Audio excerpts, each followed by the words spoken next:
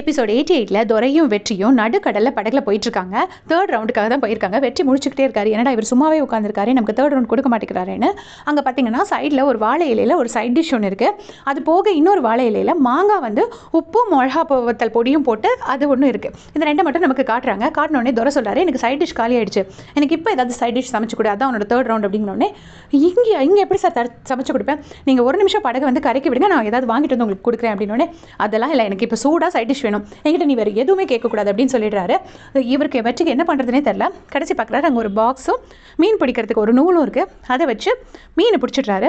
மீனை பிடிச்ச உடனே அந்த மீனை எடுத்து என்ன பண்ணுறாருன்னா, இந்த சைட் டிஷ் இருந்த வாழை இலையில் அந்த மீனை போட்டுட்டு அந்த மிளகா வத்தல் பொடியும் உப்பும் சேர்ந்து மாங்காயில் சைடில் இருந்துச்சுல அது எல்லாத்தையும் வழிச்சு எடுத்து அந்த மீனை விரவி அந்த வாழை இலையில் மீனை ரேப் பண்ணி அங்கே போட்டில் இருக்கிற இன்ஜின் மேலே சூடாக இருக்குது அது மேலே வச்சு அதை சுட்டு எடுக்கிறாரு. துரை இது எல்லாத்தையுமே அழகாக ரசித்து பார்த்துட்டு இருக்காரு. தெரியாதவங்களுக்கு சொல்கிறேன், துரை வந்து ரகுபதி சாரை நடிக்கிறவரோட கூட பிறந்த தம்பி தான்.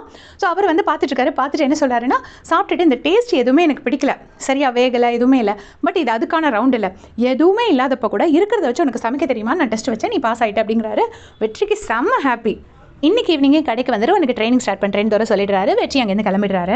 இங்கே பாண்டி நிறைய ஆர்டர்ஸோட கிச்சனில் வந்து வெயிட் பண்ணுறாரு. ஃபாஸ்ட்டாக செய்கிறாங்க. எல்லாரும் முடிஞ்ச அளவுக்கு ஸ்பீடாக செஞ்சாலுமே அவங்களால ஆர்டர்ஸை சர்வ் பண்ண முடியல. ஏன்னா வந்து ஷெஃப் ரொம்ப கம்மியாக இருக்காங்க. அந்த டைமில் பாண்டிக்கு கால் வருது. வெற்றி கால் பண்ணிட்டு சொல்கிறாரு, ஐயா 3வது ரவுண்டையும் வெற்றிகரமாக முடிச்சிட்டேன் அப்படின்னு சொல்லி ரொம்ப பெருமையாக சொல்கிறாரு. உடனே பாண்டி வந்துட்டு அடி பொலிடா சூப்பர் கலக்கிட்டேன் அப்படின்னு சொல்லி பாண்டி ரொம்ப ஹாப்பியாகிறாரு. அதனால் இன்னைக்கு ஈவினிங்கே என்னை வந்து ட்ரைனிங்க்கு வர சொல்லியிருக்காரு அப்படின்னு சொன்னோன்னே, ஈவினிங் இங்கே நிறைய இன்வெஸ்டர்ஸ் வந்திருக்காங்கடா, இப்போவே பார்த்தீங்கன்னா கிச்சனே காலியாக இருக்கிற மாதிரி இருக்குடா, ஷெஃப்ஸே இல்லைடா, இங்கே எல்லாராலையும் மேனேஜ் பண்ணவே முடியல, உன்னால் வர முடியாதா அப்படின்னு சொல்லி பாண்டி கேட்குறாரு. அதுக்கு வெற்றி சொல்கிறாரு, கொஞ்ச நாள் ஆயிருந்துச்சுன்னா கூட நான் லீவ் எடுத்துருவேன், இன்றைக்கி மொதல் நாள் லீவுன்னு கேட்டேன்னா அந்த அப்படியே திரும்பி பக்கம் போயிடுன்னு சொல்லிடுவாருடா, அப்புறம் நான் எப்படி வருவேன் அப்படின்னு சொல்லி வெற்றி கேட்குறாரு.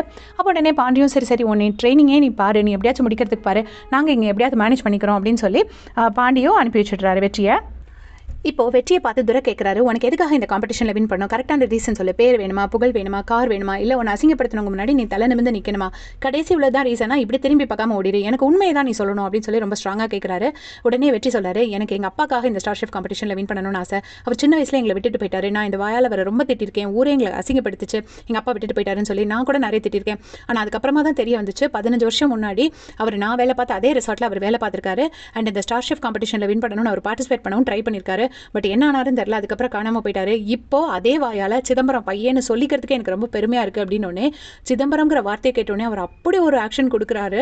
துரை அப்படியே ஷாக் ஆகிட்டு திரும்பி பக்கம் அங்கேருந்து கிளம்பி போகிறாரு. ஸோ கண்டிப்பாக துரைக்கும் சிதம்பரத்துக்கும் ஏதோ ஒரு சம்மந்தம் இருக்குது.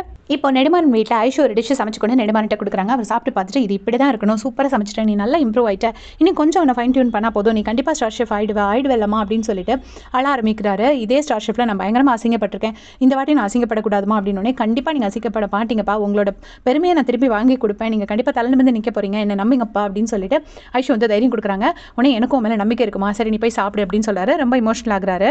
ராஜன் வந்து விஐபிஸ் எல்லாத்துக்குமே ஒரு மீட்டிங் கண்டக்ட் பண்ணுறாரு. இப்போ விஐபிஸ்லாம் கேட்குறாங்க, ஷெஃப் நெடுமாறன் இல்லாமலும் அதே டேஸ்ட் உங்ககிட்ட எக்ஸ்பெக்ட் பண்ணலாமான்னு கேட்கறதுக்கு, கண்டிப்பாக எக்ஸ்பெக்ட் பண்ணலாம் அப்படின்னு சொல்லி ஒரு நம்பிக்கை கொடுக்குறாரு. அப்போ அந்த விஐபிஸ் எல்லாரும் சொல்கிறாங்க, அப்போ கிச்சன் மட்டும் நாங்கள் செக் பண்ணிவிட்டு எங்களுக்கு ஃபுட் ஓகேனா நாங்கள் கண்டிப்பாக இன்வெஸ்ட் பண்ணுறோம் அப்படின்னு சொல்லிடுறாங்க.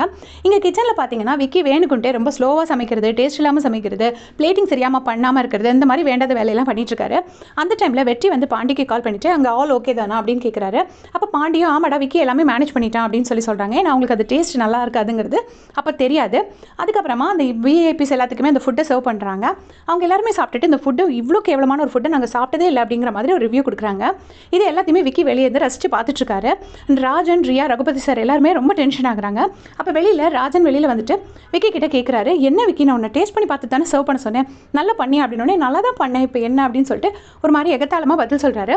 அப்போ எவ்வளோ இரஸ்பான்சிபிளாக ஆன்சர் பண்ணுறிய விக்கி அப்படின்னு சொல்லி ராஜன் வந்து டென்ஷன் ஆகுறாரு. அதுக்கு விக்கி சொல்கிறாரு, நீங்கள் என்ன நெடுமாறனோட டேஸ்ட் அண்ட் டச் என்கிட்ட எக்ஸ்பெக்ட் பண்ணுறீங்களா, நான் ஒரு சாதாரண அசிஸ்டன்ட் ஷெஃப் தான், என்னால் எவ்வளோ முடியுமோ அதை தான் நான் பண்ண முடியும், நெடுமாறன் இல்லாத கிச்சன் இப்படி தான் இருக்குன்னு இப்போ தான் உங்களுக்கு புரியும், அண்ட் சிஇஓ இருந்தாலும் சரி மேனேஜராக இருந்தாலும் சரி எனக்கு கொடுக்க வேண்டிய ரெஸ்பெக்டை கொடுத்தா தான் நான் அந்த இடத்துல இருப்பேன், அதனால் இனிமேல் நான் இங்கே இருக்க மாட்டேன், நான் ரிசைன் பண்ணுறேன் அப்படின்னு சொல்லிட்டு போகிறதுக்கு முன்னாடி நெடுமாறன் இல்லாத கிச்சன், இந்த கிச்சன் வந்து டெட் கிச்சன் தாங்கிறத சொல்லிட்டு போகிறேன்னு சொல்லிட்டு கிளம்பிடுறாரு. வேணி, ஷெஃப் சிவா எல்லாருமே அப்படியே ஷாக் ஆகி பார்த்துட்டு இருக்காங்க. மற்ற இன்வெஸ்டர்ஸ் எல்லாம் இங்கே இன்வெஸ்ட் பண்ணுறது நம்ம வேஸ்ட்டு அப்படின்னு சொல்லிட்டு கிளம்பி போகிறாங்க. இதெல்லாம் பார்த்துட்டு ரகுபதி சார் ரொம்பவே அப்செட் ஆகுறாரு. அந்த டைமில் வெற்றி ஓடி வராரு. ஓடி வந்ததை பார்த்தோன்னே உத்தமன் சொல்கிறாரு, டேய் எங்கடா போனேன், அந்த விக்கி எல்லாரையும் நம்ம வச்சு கழுத்து எடுத்துட்டான்டா, வேணுக்குன்ட்டே மோசமான ஃபுட்டு சமைச்சிட்டான் அப்படின்னு வெற்றி ஷாக் ஆகி கேட்குறாரு. நீ இருந்திருந்தாலாவது ஏதாச்சும் பண்ணி மேனேஜ் பண்ணியிருப்பேல, ஏன்டா இல்லாமல் இருந்த, சரி போடா அப்படின்னு சொல்லிட்டு உத்தமன் அங்கேருந்து கிளம்பிட்டாரு. இப்போ வெற்றி உள்ளே வராரு. எல்லாருமே ரகுபதி சார், ராஜன், ரியா 3 பேர் ரொம்ப டிசப்பாயின்மெண்ட்டோட வெளியில் போகிறாங்க. அவர் உள்ளே போயிட்டு ஃபுட்டெல்லாம் ஸ்மெல் பண்ணி பார்க்குறாரு. எல்லாம் மோசமாக சமைச்சிருக்குங்கிறத கண்டுபிடிச்சிட்றாரு. இப்போ நேராக வெளியில் வராரு. ரகுபதி சார் கிட்ட உட்காந்துட்டு சொல்கிறாரு, நீங்கள் கவலைப்படாதீங்க சார்னு. அப்போ ரகுபதி சார் ரீயா கிட்ட வருத்தப்பட்டுட்டே சொல்கிறாங்க, இனிமேல் எதுவுமே இல்லை, இனி இந்த ரெசார்ட்டோட நிலைமை என்ன ஆகும்னு எனக்கு சுத்தமாக நம்பிக்கை இல்லை அப்படின்னு சொல்லிட்டு ரொம்ப கவலைப்பட்டு ரகுபதி சார் சொல்கிறாரு. அதுக்கு வெற்றி, இந்த ரெசார்ட் எனக்கு எல்லாமே கொடுத்துருக்கேன், என் தங்கச்சி படிப்பு, எங்கள் அப்பா பற்றி தெரிஞ்சது எல்லாமே கொடுத்தது இந்த ரெசார்ட் தான். ஸோ கண்டிப்பாக அந்த ரெசார்ட்டை நான் அந்த நிலைமையில் விட்டுற மாட்டேன். நான் ஒரு ஷெஃப் கிட்ட ட்ரெயின் ஆகிட்டு இருக்கேன். நான் அந்த ட்ரைனிங் முடிச்சு கண்டிப்பாக ஸ்டார் ஷெஃப் காம்படிஷனில் பார்ட்டிசிபேட் பண்ணுவேன். அதை நான் கண்டிப்பாக வின் பண்ணுவேன். எங்கள் அம்மாக்காக, எங்கள் அப்பாக்காக, இந்த ரெசார்ட்டுக்காக ஸ்டார் ஷெஃப் காம்படிஷனில் வின் பண்ணி இந்த ரெசார்ட்டுக்கு நான் திரும்பவும் பேர் வாங்கி கொடுப்பேன். அண்ட் இந்த ரெசார்ட்டை திரும்ப மீட்டு உங்கள் கையில் கொடுக்கறது வரைக்கும் நான் எங்கேயும் போக மாட்டேன், இது எங்கள் அப்பா மேலே சத்தியம் அப்படின்னு சொல்கிறாரு. இதை கேட்டு ரகுபதி சார் அப்படியே அவ்வளோ நம்பிக்கையோட வெற்றியை பார்க்குறாரு. பின்னாடி ஜூமில் ஒரு சிவன் சிலையை நமக்கு காட்டி அப்படியே முடிக்கிறாங்க. அது எதுக்கு அப்படிங்கிறது எனக்கு தெரியல. உங்களுடைய கமெண்ட்ஸை சொல்லுங்கள். தேங்க்ஸ் ஃபார் வாட்சிங்.